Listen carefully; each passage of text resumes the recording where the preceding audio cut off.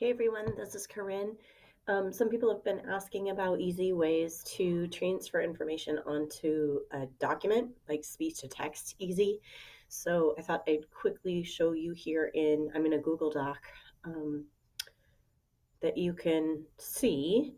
And if you go up here to tools and click on voice typing, then wherever my cursor is, so right now it's here under resources, when I click the microphone, then it records everything. Oh, and allow.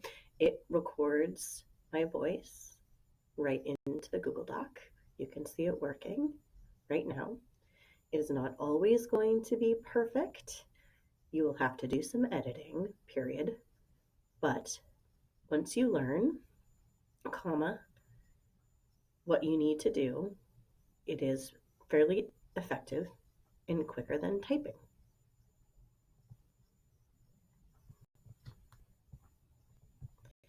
So that's how you start and stop it. It just sits here on the screen. You can move it around if you need to.